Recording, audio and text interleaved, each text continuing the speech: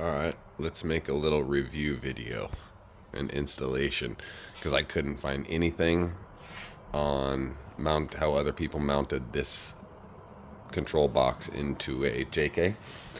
And JK used to definitely be one of the most popular vehicles. There's probably still more JKs out there than JLs. So how I did it is was a little backstory is the box that I used to run in here was a company called S-Tech right here, and the kit was this one right here, and it mounts like that above your rear view mirror, exactly like that. And there's my box, and there's all the switches and the whole mess of wiring. Jesus, it's a big mess. And then inside your cables that go to your battery, the nice thing about these, they're very long. They're like 84 inches, but there's individual wires. It's not a solid copper core wire. It's individual wires, and each wire controls each switch. And that's how it works with the box that has relays in it, like this, that's set up like this. So with this, the problem with this wasn't it didn't work right. It's that I needed more switches. When I did my 1-ton swap recently, I needed more than 6 because I needed to run my front and rear lockers. I couldn't run them off of the normal Dana 44 e-lockers anymore because those are gone. Now it's ARBs.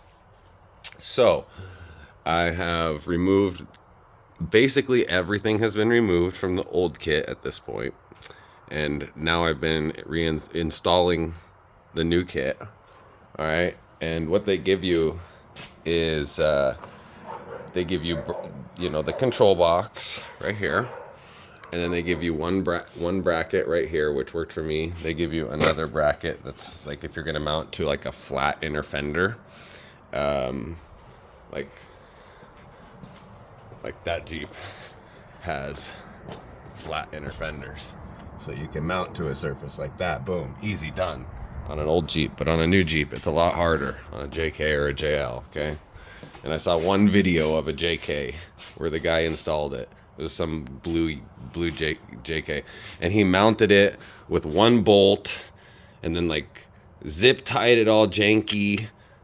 Oh no, and then you lose your ground in the process. He used the ground bolt. Nah, not doing that.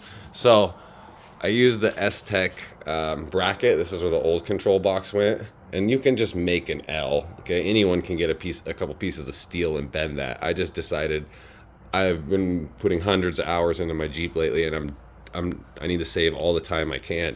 So I just welded the can't really see it, but there's a weld done, and it's welded all along there.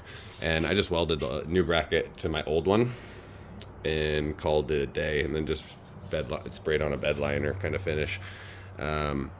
So let's start with issues with the kit first because that will lead me to the install, is like the wires they give you. Excuse me, I'm a mess. My garage is a mess.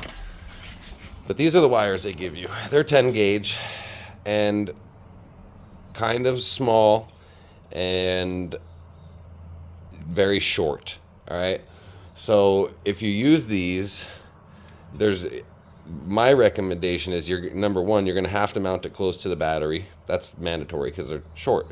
But the second recommendation is don't be powering a lot of high amp accessories off those, because if you look online, this is I think an 80 or 100 amp box max. I think 80. So if you look, like 80 amp requires like at least like 6 gauge wiring, something like that. So what I did is I bought, battery cable, and I bought the sheath, and I bought a crimping tool, and I bought all that, and I made my own. So this is the ground, and that runs down, and it kind of swoops right there, and then it comes to the ground bolt. I'm not done. This is just a basic installation video, because once I wrap everything up, you're not going to be able to see anything. So that goes to that ground right there and grounds off the the body. And then here's the power cord that I ran over to the back. And it's, you know, you're running a long lead, so it's good to go with thicker cable. So I'm not done. Ran this to here, where this can be shut off at any time just by pushing that, or I can tell if there's a problem, and that's bolted down into my dual battery tray. And then I have a lead running right over to the positive. So that's how that's set up. In the kit, they give you a lot. I'm really kind of impressed with how many stickers they give you, and the detailed installation instructions of where everything goes on the panel to where everything goes on the control module.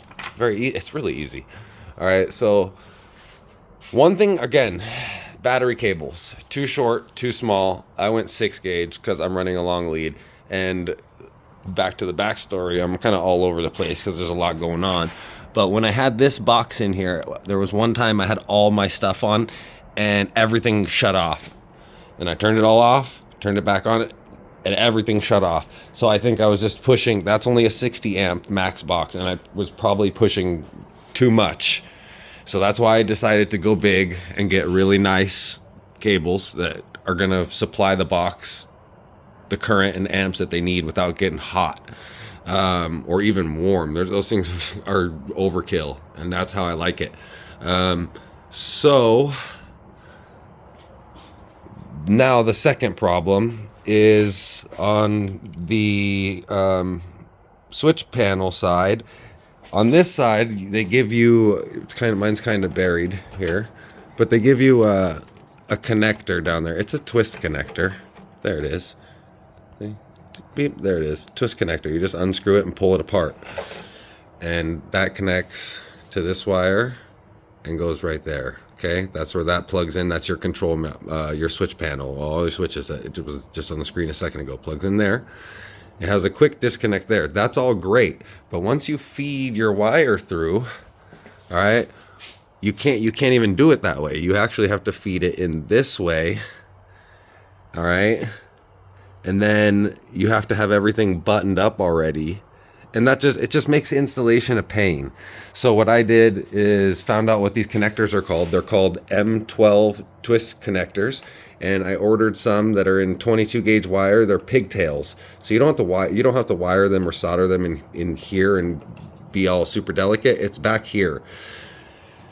So I've already cut and just made sure this works. But what I'll do is I'll basically just splice in the male and the female of those twist connectors, and I'll solder everything and shrink wrap it and Tessa tape it and make it beautiful factory, like it'll look great. And then I'll be able to disconnect this. So I'll be able to run my wire up here, have it coming out with my panel already installed. This piece, I can have this already installed. And then whenever I'm ready and everything's buttoned up and I want to do my final thing, I can, plug my switch panel in and mount it. I mean, it just makes things so much easier. So I've already recommended to the company that they add a quick disconnect up here at the end of the panel. So that's not a huge deal. You can cut that, and those connectors are like, you can get them in 3-prong, 2-prong, 3-prong, 4, 5, 6, whatever on Amazon, like a 5-pack for like $10. So what, $2 a piece? That's pennies in the Jeep world. So here's how it works. Here's how I have all my accessories, and you can look at the chart here and it will tell you how many amps. And I don't think you can switch those fuses around, so I just left it alone, and I based my accessories off of the chart there. So like that big old KC Monster is running like 19.6 amps when it's just running normal, but when you first fire it up, it's going to use a power more than that. So I put it on my 30 amp breaker just because that thing is huge. And that will be like my roof light.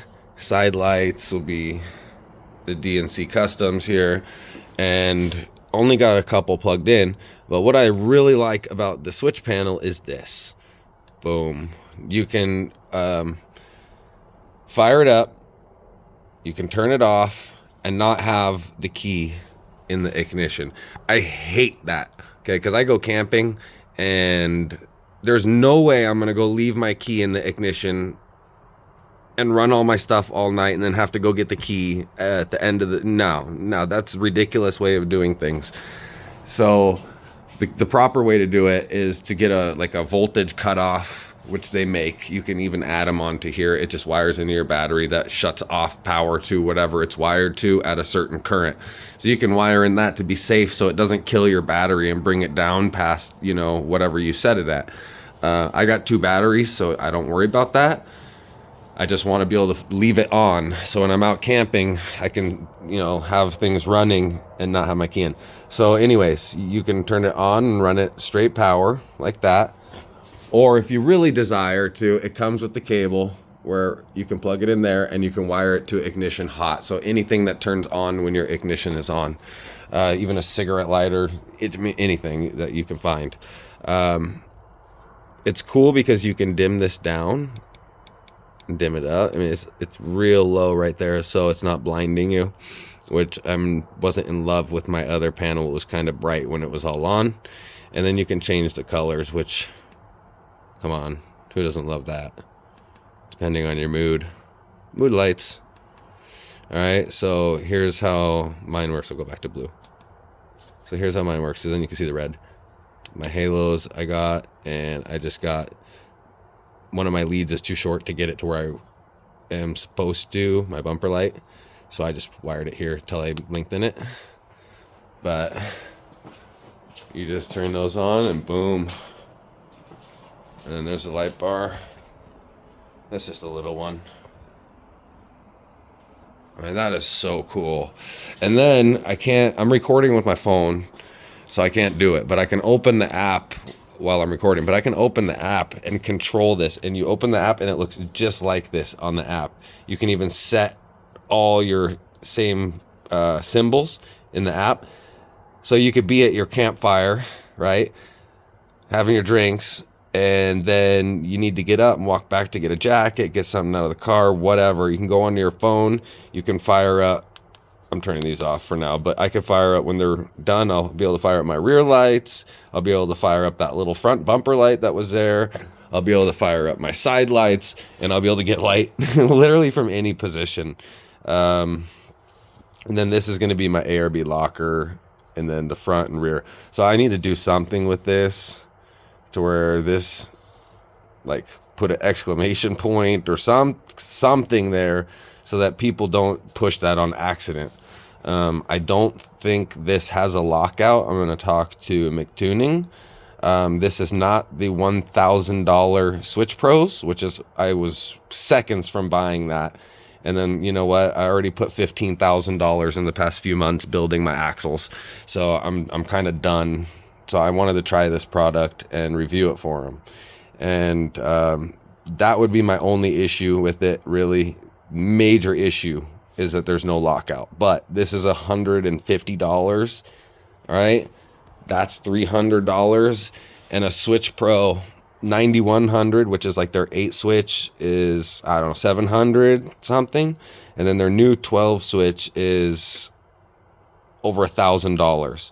All right, so this thing is really cool. Bluetooth, change the colors, and then I'm using the factory S-Tech that you saw in the beginning that is going to cut to this hole, and I've modified it, widened it, kind of using carbon fiber and plastic, and just, I'm not going to show you that yet because it kind of looks ugly at this point, but when it's done, it will look good. And I'm going to mount the switch panel right there, and it's going to sit tight right above the mirror.